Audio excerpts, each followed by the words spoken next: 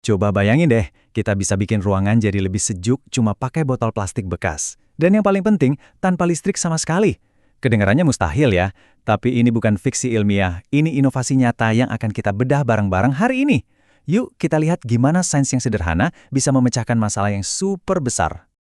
Oke, kita mulai dari angka yang mungkin bakal bikin kalian mikir dua kali sebelum nyalain AC. Jadi gini, ada sebuah penelitian di Jakarta yang nemuin kalau 60% dari total tagihan listrik sebuah hotel itu habis cuma buat AC. 60%. Itu kan biaya dan energi yang luar biasa besar ya. Nah, dari sinilah pencarian solusi alternatif dimulai.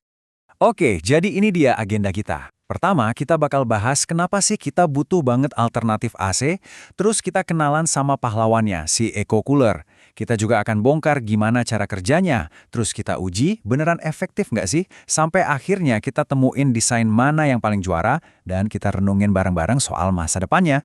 Kita semua yang tinggal di Indonesia pasti tahu banget rasanya. Udara panas, lembab, bikin kita pengen langsung cari remote AC. Tapi rasa nyaman itu ada harganya loh. Harganya mahal, baik buat kantung kita maupun buat bumi. Ketergantungan kita sama AC ini udah jadi masalah besar yang butuh solusi cerdas. Nah, gimana kalau solusinya itu bukan teknologi super canggih, tapi malah sesuatu yang sederhana banget dan ada di sekitar kita? Dari pemikiran inilah lahir yang namanya Eco Cooler, sebuah pendingin yang bisa bekerja tanpa perlu listrik sedikit pun. Dan inilah dia wujudnya. Simple banget, tapi jenius kan? Alat ini dibuat dari sesuatu yang sering kita anggap sampah, botol plastik bekas. Ini contoh sempurna dari inovasi yang keren banget, dirancang buat ngasih kesejukan tanpa biaya dan tanpa jejak karbon, terutama buat mereka yang paling butuh. Konsepnya itu pinter banget. Coba deh bayangin, bagian botol yang lebar itu fungsinya kayak mulut raksasa yang nangkep angin dari luar. Terus, angin itu dipaksa lewat leher botol yang sempit. Nah, disitulah keajaibannya terjadi. Semua ini cuma modal barang bekas. Mungkin kelihatannya terlalu sederhana ya buat beneran berfungsi. Tapi jangan salah, di balik deretan botol plastik ini, ada prinsip fisika dasar yang sangat elegan. Yuk kita lihat sains di baliknya. Prinsipnya itu persis kayak pas kita niup udara. Coba deh sekarang, tiupin udara ke tangan dengan mulut kebuka lebar. Rasanya anget kan? Nah sekarang coba kerucutin bibir, terus tiup lagi. Jauh lebih dingin. Proses udara yang dimampatkan pas lewat celah sempit, terus mengembang lagi dengan cepat, itu yang secara alami bikin suhunya turun. Ini trik fisika sederhana yang kita semua tahu. Oke, teorinya masuk akal. Keren. Tapi, pertanyaan terbesarnya kan, ini beneran ngaruh nggak sih di dunia nyata? Seberapa besar efeknya? Nah, buat jawab itu, kita nggak bisa cuma nebak-nebak. Kita butuh data. Dan untungnya, ada peneliti yang udah cari tahu jawabannya. Buat menemukan jawabannya, kita bakal menyelami sebuah penelitian dari Indonesia. Kerennya, para peneliti di sini nggak cuma nanya ini berfungsi atau enggak, tapi mereka nanya gimana caranya biar ini berfungsi lebih baik lagi. Mereka mengujinya habis-habisan buat nemuin desain yang paling sempurna. Nah, disinilah penelitiannya jadi canggih banget.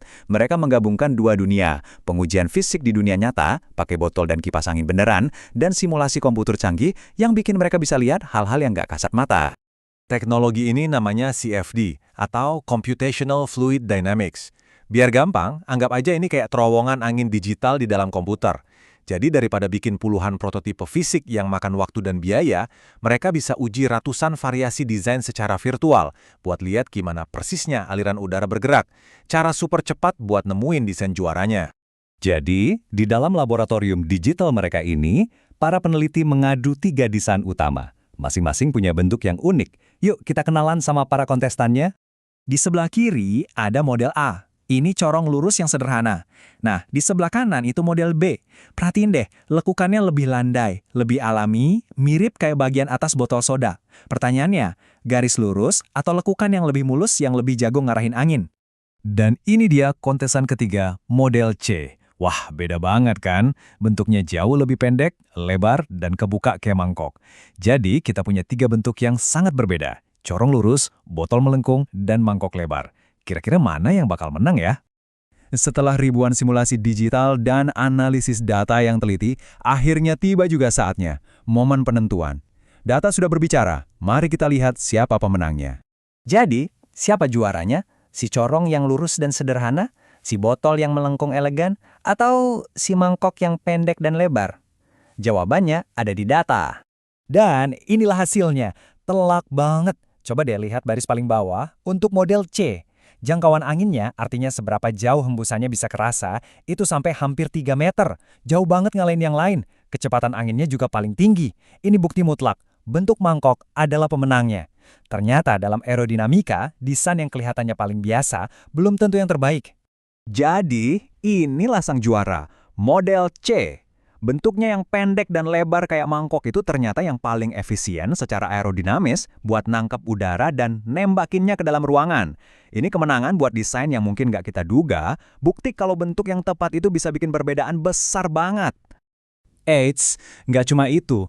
Penelitian ini juga ngasih pro tips soal penempatannya. Jadi kata para ahli, pasang eco cooler kalian di ketinggian 100 cm. Atau ya kira-kira setinggi dada kita lah. Di posisi itulah embusan anginnya bakal paling terasa maksimal. Oke, kita udah ngikutin perjalanan para peneliti dan nemuin desain juaranya. Jadi apa sih pelajaran terbesar yang bisa kita ambil dari semua ini? Ini dia rangkumannya. Pertama, dan ini yang paling penting, jangan anggap ini sebagai pengganti AC ya. Ini lebih tepatnya penguat angin super. Tujuannya bukan buat nurunin suhu ruangan secara drastis, tapi buat menciptakan aliran udara yang bikin kita merasa lebih nyaman. Kedua, bentuk mangkok itu yang paling efektif. Dan ketiga, pasang setinggi dada buat hasil terbaik. Kutipan dari para penelitinya ini pas banget buat nyimpulin semuanya. Dengan kata lain, eco cooler ini adalah sebuah upgrade buat jendela kita. Ini bukan soal gantiin AC, tapi soal bikin ventilasi alami jadi jauh lebih efektif. Terutama buat jutaan orang yang mungkin nggak punya akses listrik stabil. Kisah eco cooler ini jadi pengingat yang keren banget. Kadang-kadang solusi buat masalah terbesar itu nggak datang dari teknologi yang ribet, tapi dari sains sederhana dan kreativitas. Ini jadi bikin saya mikir, kira-kira masalah besar apa lagi ya di sekitar kita yang solusinya mungkin cuma dengan cara memandang botol plastik bekas cara berbeda.